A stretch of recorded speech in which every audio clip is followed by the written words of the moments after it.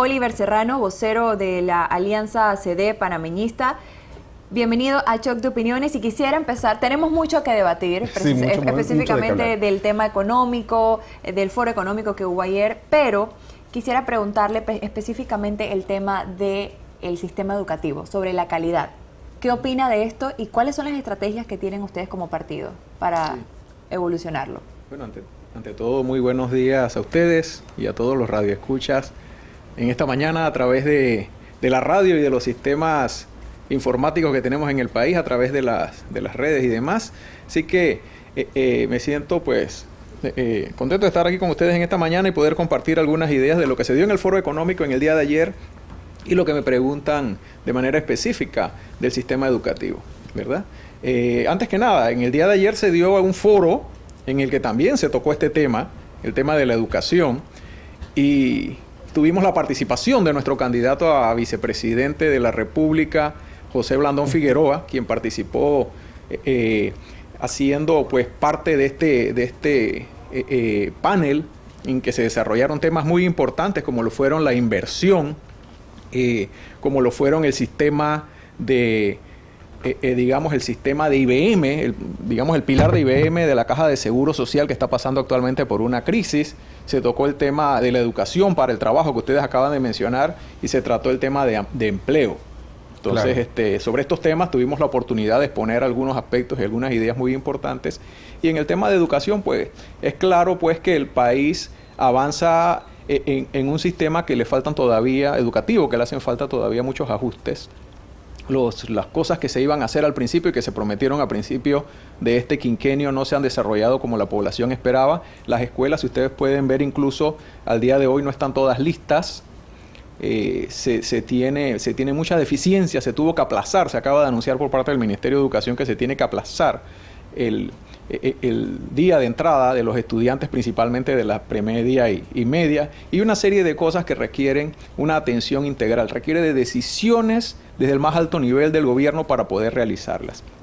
Entonces, la campaña liderizada por Rómulo Rux y José Blandón tienen propuestas muy específicas para atender cada uno de los temas. ¿Cuáles podrían ser esa en el sector de educación, por ejemplo? Sí, en el sector de educación corresponde con anticipación, como ya se había planteado en un momento anterior por nuestra línea, digamos, de campaña, mantener un equipo que de manera anticipada se mantenga dándole atención a las estructuras educativas para que una vez inicien las clases pues no hayan estas deficiencias de que no tienen electricidad, de que no tienen agua, de que no tienen internet y que adolecen de una serie de cosas. Entonces esa es una parte muy importante, pero también, como ha mencionado el candidato a presidente Rómulo Rux, a las escuelas, a los estudiantes del país se le va a dar una atención más integral. ¿Cómo lo van a hacer? Se le va a suplir de alimentos en las escuelas, se le va a suplir de transporte, es una propuesta muy específica, se le va a suplir de internet en cada una de las escuelas. Obviamente no va a ser sonar un dedo y hacerlo, pero se va a comenzar de manera muy rápida en el próximo gobierno liderizado por ambos, tanto por Rux como por Blandón. Se va a atender estos temas para que las escuelas cuenten con estas cosas que mencionas y los estudiantes también tengan sus libros y sus computadoras. Una propuesta que se ha hecho y que sabemos que se va a cumplir, que es realizable, que en el país existen los recursos económicos para hacerlo. Pero los recursos económicos en el país se han desviado a cosas menos importantes. Entonces es cuestión de tomar decisiones políticas al más alto nivel para que se puedan realizar. Y los entes técnicos de cada una de las instituciones que tienen que ver con esto puedan ejecutarlo de manera efectiva. Claro. Ahora, desde el punto de vista económico, ahorita estábamos mencionando precisamente cifras con el tema del desempleo. Sí. De hecho, escuchamos dentro de los mensajes del candidato que usted representa que sí, en ese quinquenio de ser electo presidente, sí, se van a generar aproximadamente 500,000 empleos. Correcto. Primero, quiero que nos comente sobre cuáles son las cifras reales de desempleo en este momento y segundo, puntualmente, cómo se planea generar estos 500,000 empleos durante este periodo de gobierno de los próximos 5 años. Sí, mire, antes que nada, las cifras oficiales de desempleo se mantienen al día de hoy en una tasa del 7.7% de desempleo. Eso representa 156.000 personas que están desempleadas. Pero además de eso, dentro de la población empleada como tal, que es casi 2 millones de habitantes, hay una gran cantidad, casi la mitad de ella, el 48% para ser más específico, es digamos, empleo informal. Claro. Que en cierta forma se puede decir, están empleados, están trabajando, pero no aportan al fisco, no aportan a la caja de seguro social para tener una jubilación digna y una atención de salud como se requiere y una serie de cosas. Entonces se requiere que esta población se formalice y en cierta forma muchos de ellos que hoy en día se encuentran en esa población de empleo informal puedan tener un empleo, porque muchos están con empleos de supervivencia, pero las cifras registran como que están empleados y están haciendo algo muy básico para poder sobrevivir. Entonces se requiere que ellos pasen a un sistema formal, algunos entren a un empleo y otros pues formalicen sus actividades, puedan pagar seguro social, puedan contribuir al fisco incluso y puedan tener entonces una formalidad. Por esa parte. Y por la parte que me mencionabas, de la generación de los 500.000 empleos. Se ha prometido, hay un compromiso de generación de empleos, en este caso se ha hablado de 500.000 empleos, se va a hacer tomando en cuenta de que hay sectores que tienen una capacidad de generación de empleo mayores, como lo son el turismo, como lo es el sector logístico, e incluso la industria. Estamos aportando en parte a la industria y a la agroindustria, y estamos apostando también al sector sector agrícola, que genera muchos empleos. Es un sector que en general, con su aporte al Producto Interno Bruto del país, solamente representa el 2.6% de la producción nacional medida a través del PIB, pero su generación de empleo es alrededor del 17%. Su generación de empleo es el segundo mayor empleador en el país. ¿Qué indica esto? Que tenemos sectores que con poca inversión, que con menos producción, obviamente queremos hacerlo producir más y lo vamos a hacer producir más para generar más empleos, pero sectores como estos van a generar empleos cuando tengan el impulso necesario a través de una estructura de gobierno que pues facilite que puedan realizar sus negocios, que puedan producir para el mercado local, pero que también puedan exportar. Entonces vamos a impulsar esos sectores que he mencionado, vamos a permitir que haya mayor inversión extranjera directa, y cuando digo permitir, porque de una forma la vamos a impulsar, la vamos a atraer, la vamos a buscar a esa inversión extranjera, inversión extranjera directa. ¿Por qué? Porque se requiere promoción, pero también se requiere tener una estructura de país con burocracias, con menos burocracia, con trámites, que fue uno de los temas que se trató en el foro en el día de ayer, trámites más ágiles, una digitalización mayor de trámites, para que puedan ellos encontrar las condiciones para instalarse en el país, hacer negocios y a la vez generar empleo. Entonces, esa es parte también de la atracción de inversión extranjera directa fuera del impulso a cada uno de los sectores. Claro, eso era lo que mencionaba Carolina, el expresidente de la Cámara del Consejo Nacional de la Empresa Privada. Hay que atraer esa inversión, pero antes de atraer la inversión hay que generar la confianza. ¿Cómo pretenden generar esa confianza para que ese inversionista que venga de afuera invierta directamente aquí en Panamá? Mira, la estabilidad genera confianza. Un gobierno estable, un gobierno comprometido con el desarrollo del país, que simplifique procesos. En el país existen muchos procesos, existen 240 procesos hoy en día que pueden ser digitalizados y que no se ha hecho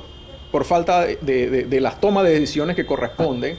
Y nosotros hemos hecho el compromiso que comenzando la nueva gestión de gobierno estaríamos digitalizando de partida 100 de esos procesos. Eso va a permitir que muchas actividades y muchos negocios que se realizan no tengan que ir ante una oficina a realizar trámites tediosos, que lo que hace es que desincentiva a cualquiera que realice gestiones, pero a la vez dificulta la generación de negocios y de actividades económicas, porque pues es un obstáculo que estos trámites se realicen a través de funcionarios que no le prestan la atención debida, que guardan cierta discrecionalidad y cuya discrecionalidad permite corrupción. Entonces todo eso es parte de lo que obstaculiza que haya mayores inversiones, tanto locales y como las extranjeras en el país. Pero como decía, la vamos a buscar, la vamos a traer, vamos a fortalecer los medios para atraer inversión extranjera directa, pero también le vamos a dar las facilidades. Vamos a fortalecer las estructuras que tiene hoy en día, los regímenes que permiten la inversión extranjera directa o que incentivan la inversión extranjera directa, como es el SEM, ¿verdad? El régimen SEM, el régimen EMA, que tiene que ver con empresas manufactureras y que se ha creado hace algunos años, 4 años atrás, pero que no ha tenido el impulso necesario. Entonces, con esa cantidad de beneficios que se le puede ofrecer a través de estos regímenes a la inversión extranjera directa, solamente corresponde buscarla e incentivarla para que realicen las actividades de negocios, de infraestructura, de manufactura y demás en el país. ¿Han analizado el tema de la deuda que tenemos? Sí. Son casi 50 mil millones de dólares en deuda. El próximo gobierno, sea el que sea que entre, tendrá un reto importante, Carolina. Va a ser difícil, por un lado, cumplir con esta deuda, con este compromiso, porque ya lo adquirimos como país, y por el otro lado, generar esa estabilidad económica. ¿Qué plan se tiene en este caso? Mire, nosotros una de las cosas que hemos planteado desde un principio, antes que esta deuda aumentara de manera exorbitante, en un momento estuvo al cierre del año 2023 en 47 mil millones de dólares, y yo preveía, y yo decía, esto no se va a quedar en esa cifra, en ese monto, va a aumentar antes que termine la gestión de gobierno. Emitieron bonos por 3 mil millones más. Y acaban de emitir bonos por más de 3 mil millones de dólares, lo que indica que ya sobrepasamos los 50 mil millones, ya estamos alcanzando casi los 51 mil millones de dólares, casi duplicándose la deuda pública que se había tenido históricamente al principio de esta gestión, que terminaba en 26.7 mil millones de dólares, y hoy en día está sobrepasando los 50 mil, casi está duplicada, lo cual es un golpe muy duro, y no solamente porque nos genera una deuda casi impagable por el momento, pero también nos genera servicio de la deuda, un gasto anual para el Estado de servicio de la deuda que hoy en día sobrepasa los 5 mil millones de dólares. ¿Qué indica eso? Que esos 5 mil millones de dólares que anteriormente podían ser utilizados para construir escuelas, para construir carreteras, para realizar obras de infraestructura, ahora tienen que ser utilizados esa parte para pagar servicio de la deuda. ¿Qué incluye servicio de la deuda? Incluye pago de capital y pago de intereses. Ambas sobrepasan hoy en día los 5 mil millones de dólares. Entonces eso es importante que se tenga en cuenta, que hay un mayor gasto de deuda y a la vez un menor espacio fiscal en el Estado, en las finanzas públicas, debido a esas cuentas. Pero la propuesta de parte nuestra es disminuir los gastos del Estado, generar superávit fiscal. Hoy en día lo que hemos estado teniendo es déficit fiscal. Entonces nuestra propuesta es generar superávit fiscal, reducir las operaciones del Estado, los gastos de operaciones del Estado, principalmente una serie de gastos que tiene el Estado que son infructuosos. ¿Cómo lo van a hacer? Porque en campaña se promete mucho, se prometen muchos puestos, se prometen muchos trabajos. ¿Cómo van a reducir ese tema? Mire, para comenzar, principalmente en esta gestión de gobierno se ha crecido la planilla del Estado. ¿Qué vamos a hacer? Vamos a achicarla, vamos a reducirla. Es más, estaba antes menor. En esta gestión, en este último quinquenio, se ha aumentado de manera exponencial la planilla del Estado, y para ser claro, mucha de esa planilla del Estado son las denominadas botellas que solamente van el día de la quincena y reciben o se le transfiere el día de la quincena un pago, pero que no están generando un beneficio al Estado.